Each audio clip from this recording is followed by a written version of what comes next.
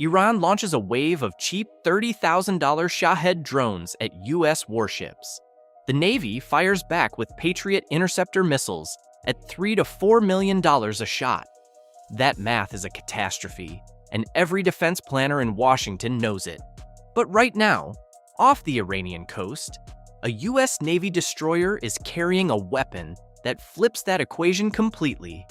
A weapon that fires at the speed of light, never needs reloading, and costs about $1 per shot. Its name is Helios.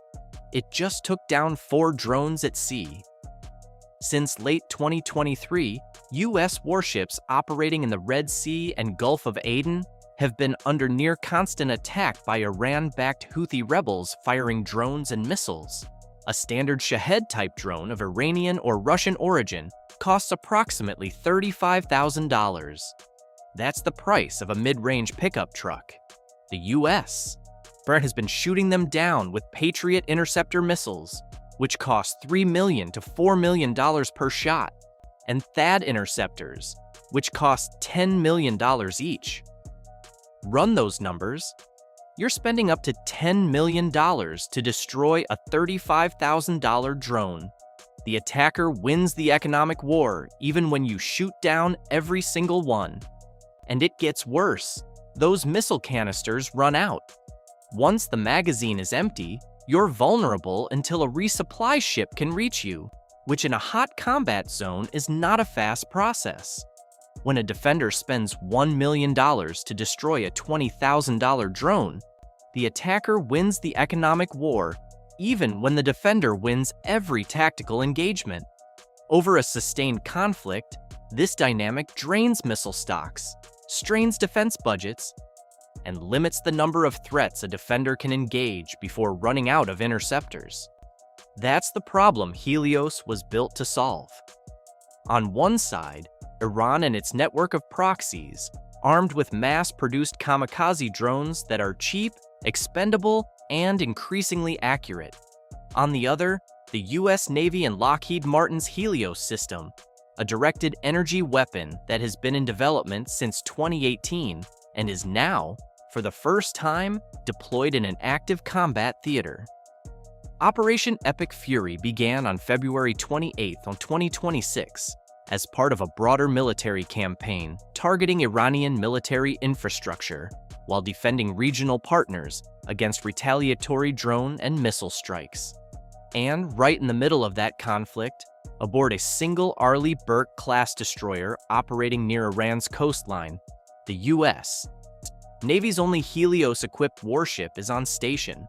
The story of what Helios actually is and what it can genuinely do is far more nuanced than the headlines suggest, and understanding those nuances will tell you everything about where naval warfare is heading. Helios, or high-energy laser with integrated optical dazzler and surveillance, is a Lockheed Martin-developed 60-kilowatt high-energy laser weapon designed to intercept combat drones, fast attack craft, and missiles. 60 kilowatts is the current output. For context, a standard household circuit runs at about 2 kilowatts. Helios concentrates 30 times that power into a focused beam and projects it at the speed of light, roughly 186,000 miles per second, directly onto a target. Rather than launching something physical, the Helios weapon system concentrates electrical power into a tightly controlled laser beam and sends that energy straight to a target at the speed of light. There's no travel time to worry about and no ammo to reload. The weapon works in 2 modes. In soft kill mode, it operates at lower power and acts as what the Navy calls a dazzler. It blinds the optical and infrared sensors on a drone or incoming missile. The drone doesn't explode, it just loses its eyes and crashes. In hard kill mode, it cranks the power up and burns directly through the target's structure, airframe, electronics, fuel, until the whole thing comes apart in the air. Lockheed Martin claims the system is easily scalable, with the current architecture already capable of reaching 120 kilowatts. The company describes it as more than a laser, an integrated weapon system. Helios can also be used for surveillance and reconnaissance. Thanks to its thermal imaging, night vision, and ultra-high-definition vision, enabling it to identify, track, and assess targets up to 8 kilometers away. That surveillance capability is actually one of its underrated advantages. Helios isn't just a weapon, it's a targeting sensor that feeds the ship's existing Aegis combat system. It can identify a threat, track it, and destroy it, all within the same integrated architecture. That tight integration is what separates Helios from earlier bolt-on laser experiments. Now, unlike bolt-on systems that sit apart from the ship's main fire control loop, Helios is designed to live inside the existing Aegis combat system architecture. That means it can use the ship's radar and fire control inputs for detection and targeting, rather than relying on a separate sensor stack. If Helios can engage targets at the speed of light, why is the Navy still using Patriot missiles at all? Drop your answer below. Now, let's talk about the number that has everyone in naval strategy circles paying attention. At an estimated $1 to $10 per shot in electrical costs, a laser weapon inverts the cost exchange. Now, the defender is spending pennies to defeat threats that cost the attacker thousands. Think about what that actually means in practice. Since a recent conflict began, Gulf states reportedly intercepted over 755 drones and 172 ballistic missiles. Even using conservative estimates, the cost of these interceptions likely runs into several billion dollars in just a few days. If even a fraction of those drone intercepts had been handled by a laser system instead of a missile, the savings would be counted in hundreds of millions of dollars in a single engagement window. The infinite magazine characteristic means the defender can continue engaging for as long as the power supply lasts, without the logistical burden of resupplying missile canisters in a combat zone. A destroyer carries a finite number of missiles in its vertical launch cells. Once those are gone, the ship is largely defenseless against further drone attacks, and getting more missiles to a warship operating in the Persian Gulf takes days, but not hours. A laser, as long as the ship's generators keep running, simply keeps firing. But here's the part that most coverage glosses over. The $1 per shot figure refers to electrical costs only. The overall system can run roughly $100 million or more per unit in early production runs. So while the day-to-day firing cost is tiny, the upfront investment is still significant.